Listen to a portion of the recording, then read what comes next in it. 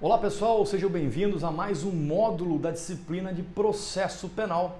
Aqui nós vamos trabalhar a partir de agora com a teoria geral dos recursos. Isso, depois que você estudou inquérito policial, ação penal, teoria das provas, sentença, tudo isso na verdade transportado dentro dos ritos processuais, chegou a hora, obviamente, de você buscar o tema recursos, um tema recorrente, inclusive, nas provas da OAB, na segunda fase, na prova prática da OAB, para quem faz, obviamente, a disciplina de penal. Então nós vamos iniciar primeiro com a teoria geral dos recursos, com várias partes conceituais e, posteriormente, passaremos à análise dos recursos em espécie. E aí, então, vamos desenvolver com vocês cada um dos recursos previstos no nosso Código de Processo Penal brasileiro. Perfeito? No tocante aí ao tema Teoria Geral dos Recursos, nós começamos com a parte conceitual. Dizem os doutrinadores dizendo que o seguinte, que é o meio processual voluntário ou obrigatório, depois eu vou explicar, de impugnação de uma decisão, utilizado antes da preclusão. Já explico. Apto a propiciar um resultado mais vantajoso na mesma relação jurídica processual, decorrente de reforma, invalidação, esclarecimento ou confirmação. É o pedido de reexame e reforma de uma decisão judicial. Vamos pensar nessa parte conceitual e vamos destrinchá-la para pelo menos termos uma noção geral do que vem a ser os recursos. Lembrando, na verdade, que o nome recurso, vem de recursos, retomar o curso. Retomar o curso, fazer com que algo que já teve um caminho tramitado retorne no tempo, volte no tempo. Vamos voltar aqui e vamos falar o seguinte. Meio processual voluntário ou obrigatório. Em regra, os recursos têm natureza voluntária, você recorre se você quiser. Existem algumas hipóteses que nós vamos abordar mais para frente, que daí sim tem, na verdade, uma natureza obrigatória, inclusive partindo dos próprios magistrados, o que dá a eles um poder chamado de poder anômalo, porque foge do seu exercício jurisdicional. Bom, é um meio voluntário obrigatório de impugnação de uma decisão. Saiu uma decisão, nós temos o direito de retomar o curso daquele processo para, de repente, buscarmos uma nova decisão. Bom, utilizado antes da preclusão. Preclusão é a perda de um direito dentro do processo. Então eu vou publicar uma decisão, abrirá prazo para você fazer o recurso. Caso você não faça, certo? Automaticamente você perderá, precluirá. Essa é a lógica da coisa. Apto a propiciar um resultado mais vantajoso na mesma relação jurídico-processual. Esse algo mais vantajoso pode ser tanto para o Ministério Público quanto para o acusado, depende da situação.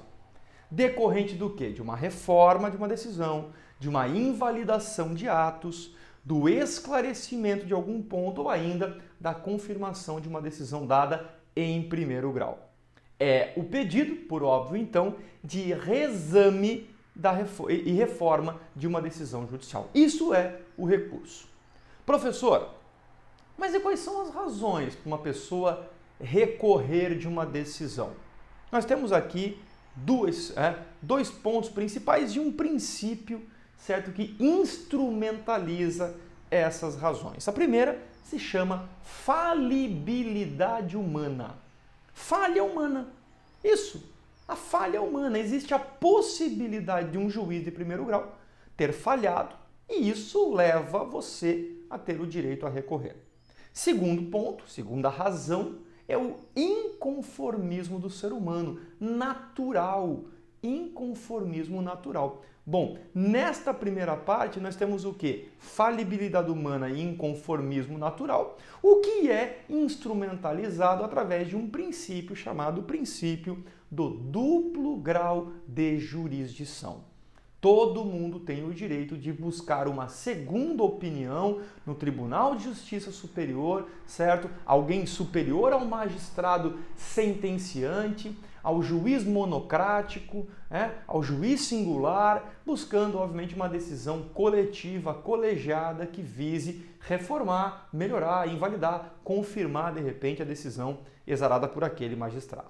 Certo? Então, falamos do conceito na teoria geral dos recursos e falamos, na verdade, das suas razões. Existem aí, por óbvio, algumas finalidades. E essas finalidades elas vão variar um pouquinho. Por quê? O reexame de uma decisão por órgão judicial de superior instância é o propósito principal, é a finalidade principal. Repito, reexame de uma decisão por um órgão jurisdicional de uma superior instância. Sai daquele juiz singular e vai a um juiz colegiado. Ou até mesmo pelo próprio juiz que prolatou aquela decisão.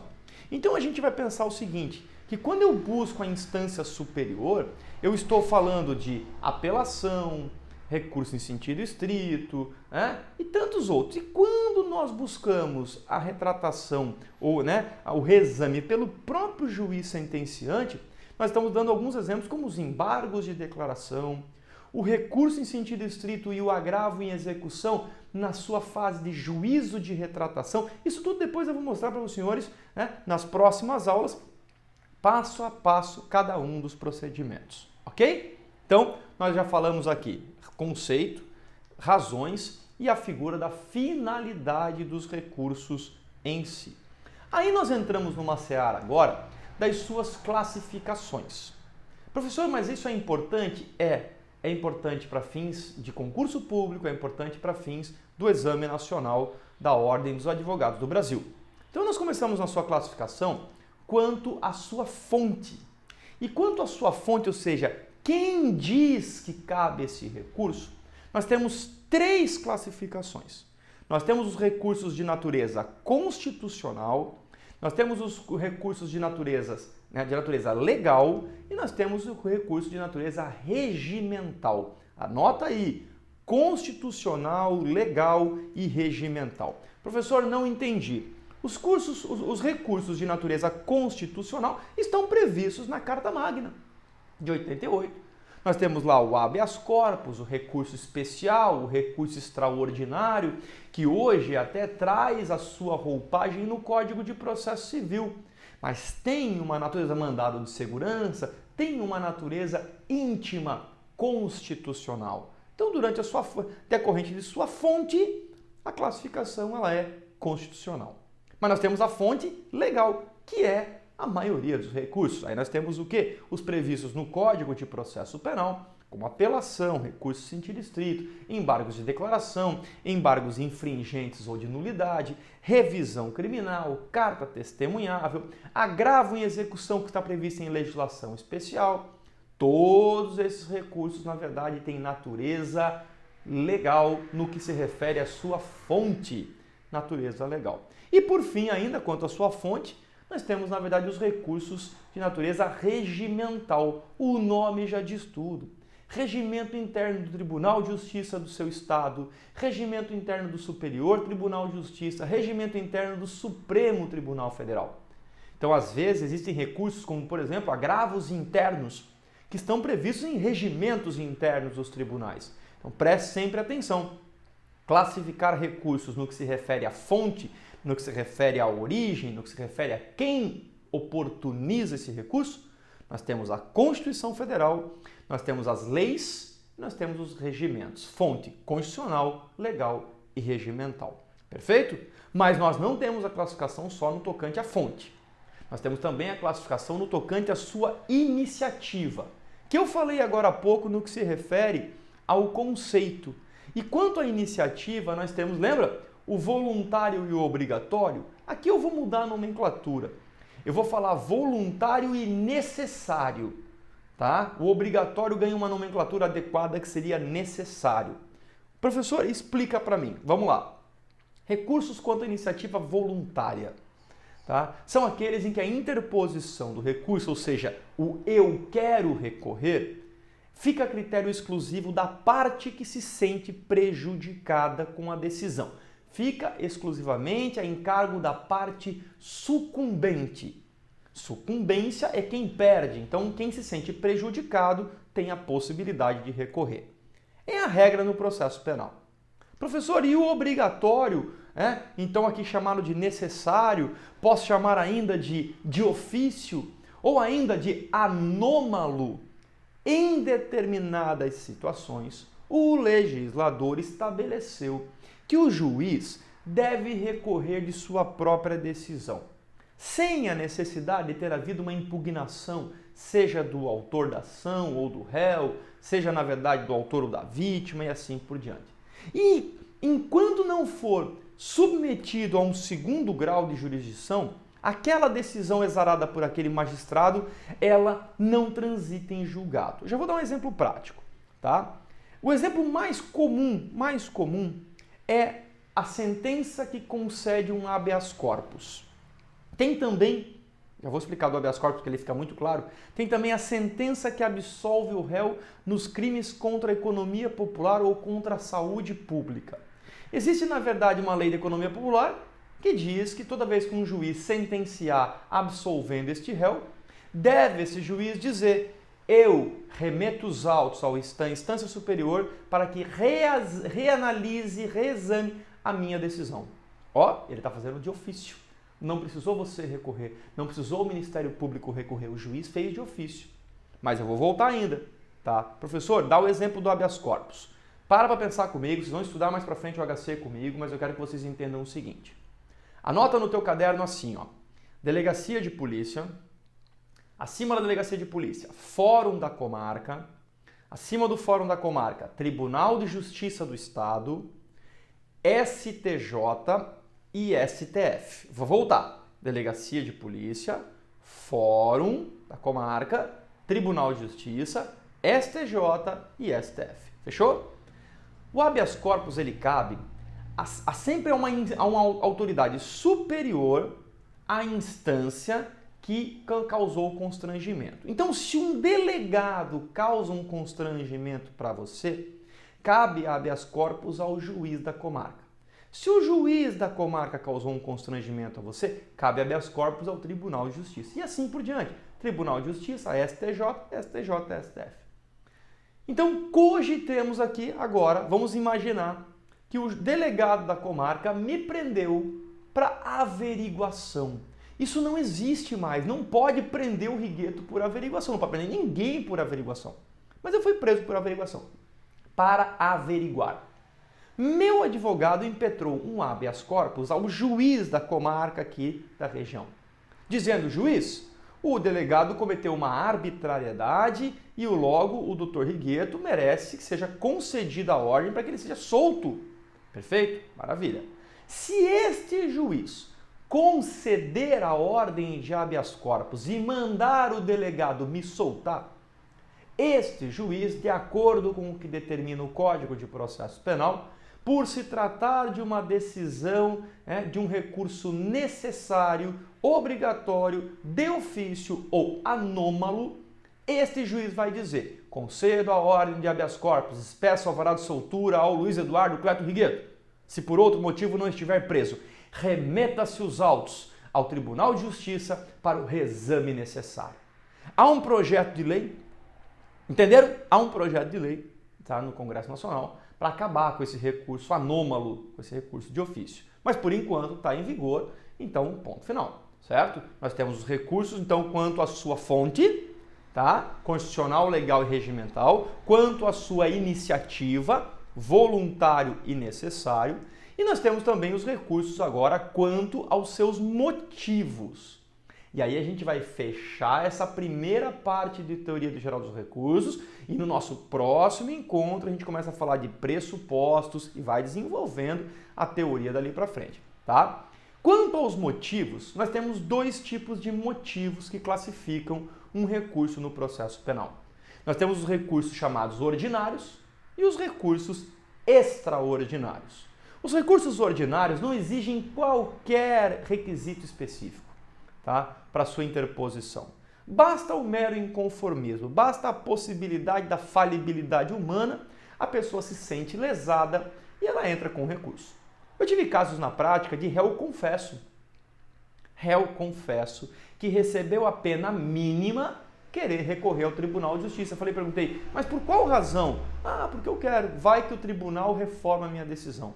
Vai que prescreve, vai que ele diminui ainda mais minha pena. Não, mas não tem como, mas eu quero. Recurso voluntário, de natureza legal, certo? Foi o que eu fiz, e de motivo ordinário. Os recursos ordinários, eu brinco com o pessoal, se você escrever receita de bolo ou de miojo nas razões do recurso, o tribunal acolhe, recebe e analisa. Por quê? Porque esses recursos vão normalmente aos tribunais de justiça dos estados. Professor, e os recursos de natureza extraordinária, ou de motivação extraordinária? O nome já está dizendo, exigem requisitos específicos para a interposição. Não é qualquer matéria que eu posso colocar no papel. Os dois exemplos mais clássicos de recurso de natureza extraordinária são os recursos especial e o extraordinário. O recurso especial é aquele que afronta as normas infraconstitucionais. São aqueles recursos que você vai protocolar porque afrontou algo abaixo da Constituição, seja um código, seja uma lei esparsa, e ele é protocolado no STJ, Superior Tribunal de Justiça. E o recurso extraordinário? O recurso extraordinário só cabe quando afronta a Constituição Federal ou seus princípios. E este é um recurso que vai para a casa guardiã da Constituição Federal, Supremo Tribunal Federal. Vocês perceberam? Se eu quiser discutir a tua culpa ou tua inocência, se eu quiser discutir a revaloração de uma prova, porque um juiz olhou para a prova desse jeito, mas deveria ter olhado de outro, eu estou tratando de assuntos ordinários, que o Tribunal de Justiça do meu estado, do seu estado, vão, na verdade, avaliar. Agora, para se chegar ao STJ e ao STF, os assuntos, os motivos são extraordinários. Eu preciso justamente buscar uma afronta a uma norma infraconstitucional ou uma afronta a uma norma constitucional para só então alcançar, obviamente, o recurso especial e o recurso extraordinário. Conto para vocês ainda mais. Esses dois recursos, eles têm inúmeros requisitos pautados no Código de Processo Civil. Sim.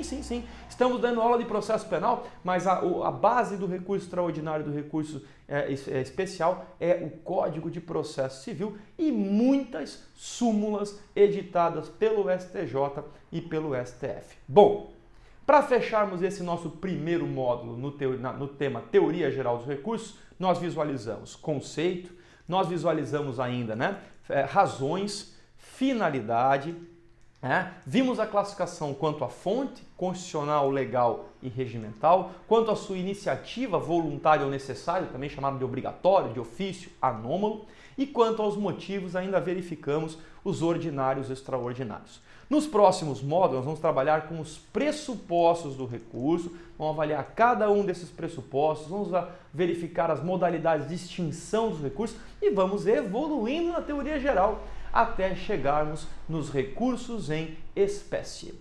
Espero que vocês tenham gostado, tenham tomado nota de tudo, porque é muito importante essa temática para as provas, seja da faculdade, do concurso ou até mesmo do Exame Nacional da OAB, e eu espero vocês no próximo encontro.